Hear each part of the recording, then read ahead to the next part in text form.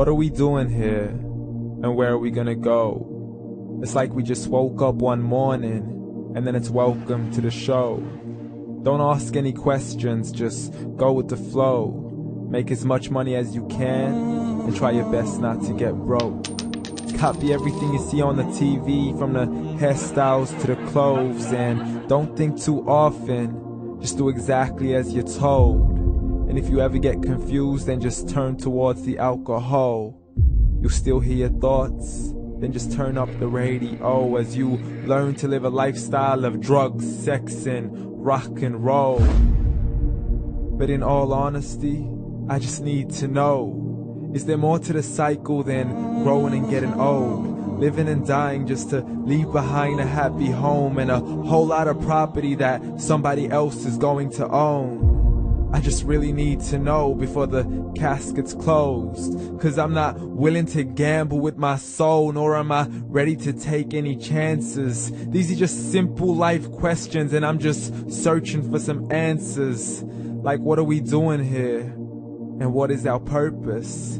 How did we get here, and who made us so perfect? And what happens once we go, or is this world all really worth it?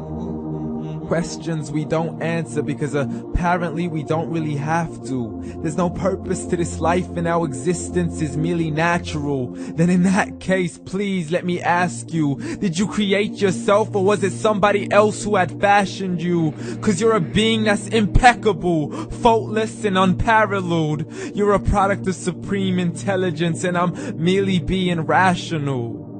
For there isn't a camera on this earth that can come close to the human eye, nor a computer that can compete alongside the human mind. And if the whole world was to come together, we wouldn't be able to create a single fly.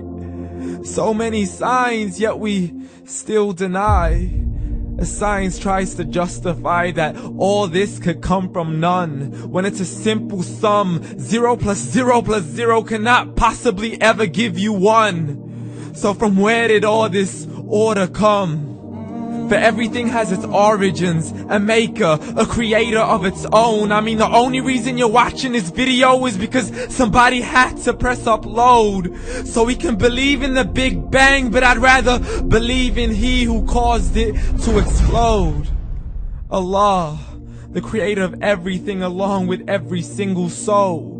The ever-living, the master, the only one who is in control. Unlike his creation, beyond our imagination. And no, he's not a man, nor does he have any partners in association. He's on his own. And no, he did not ever leave us alone. Just like every manufacturer, he left us with an instruction manual. The Quran and Islam, and I'm sorry to jump to conclusions, but it's the only one possible. The only definition of God is the one and only supreme being. It's logical, a book with 0 contradictions, with miracles that are both scientific and historical, all revealed over 1400 years ago. Like the detailed description of the human embryo. The descriptions of the human embryo in the Quran cannot be based on scientific knowledge in the 7th century. To the mountains as pegs holding firm the earth below, and the 2 seas that don't mix in a complete separate flow. To the planets in orbit, alternating night and day as they stay in flow. The expansion of the universe and the creation of everything from H2O.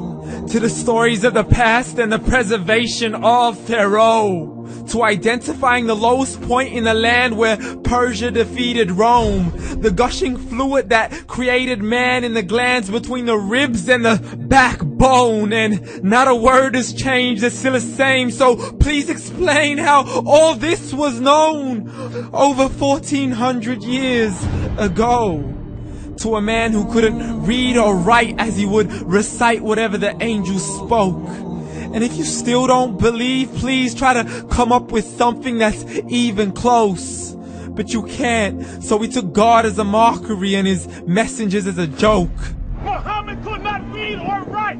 How's somebody who can't read or write gonna start a religion? Dismissed his scriptures as legends and tales of the ancient folk, as we live life according to our whims, desires, and hopes. saying this life is the only home we will ever know. We will live then die, then simply turn to bones. YOLO! Correction, after the grass dies, the rain arrives and it regrows, and Allah promises to do the same thing to your very soul and bring you back from your very fingertips to your toes, as the all-seeing supreme being watches us so close, and we are surely being tested in our wealth, our health, and our self, and everything that we've been blessed with. So believe, for we will surely be resurrected and be brought back to our Lord and account for every single deed, as He hands us our books and